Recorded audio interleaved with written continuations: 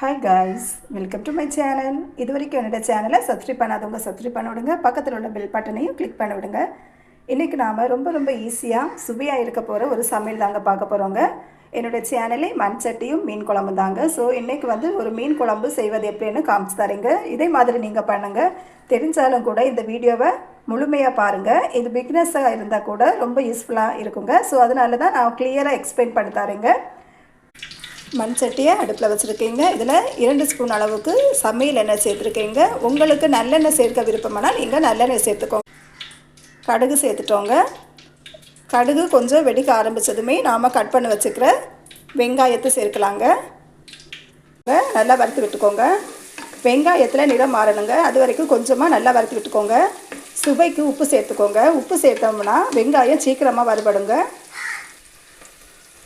முடிஞ்ச அளவு கல் உப்பை சேர்த்துக்கோங்க.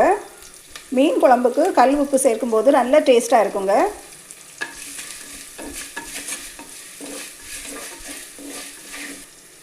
தக்காளி அரைச்சி வச்சுருக்கீங்க, அதை நம்ம சேர்க்கலாங்க.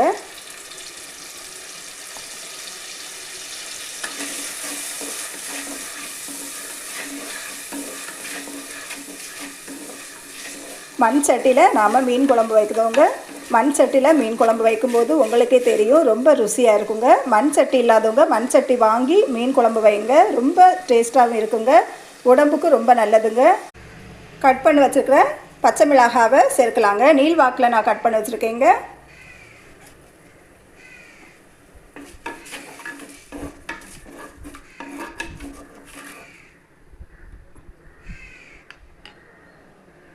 பூண்டு சேர்க்கலாங்க. 2 பல்லு பூண்டு தான் சேர்த்துருக்கேங்க. கருவேப்பிலை சேர்க்கலாங்க. மீன் சேர்க்கலாங்க. ஃப்ரெஷ்ஷாக நீட்டாக வாஷ் பண்ணி வச்சுருக்க மீனை சேர்க்குதுங்க.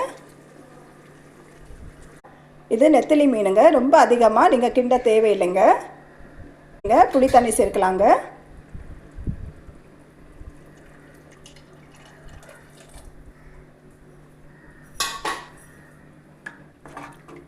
கொஞ்சம் கொதிக்கட்டுங்க.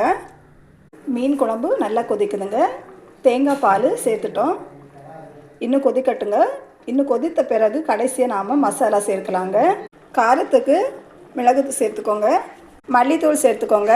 மல்லித்தூள் கொஞ்சம் அதிகமாக சேர்த்துக்கோங்க. மல்லித்தூள் அதிகமாக சேர்க்கும்போது குழம்பு நல்லா திக்காக வருங்க. மஞ்சள் தூள், நல்ல மிளகுத்தூள் சேர்த்துக்கோங்க. நல்லா கொதிக்கட்டும். மீனை மெதுவாக கிண்டி விட்டுக்கோங்க. அதுதாங்க மீன் குழம்பு ரெடிங்க. அட்டகாசமான முறையில் ரொம்ப ருசியாக இருக்க போகிற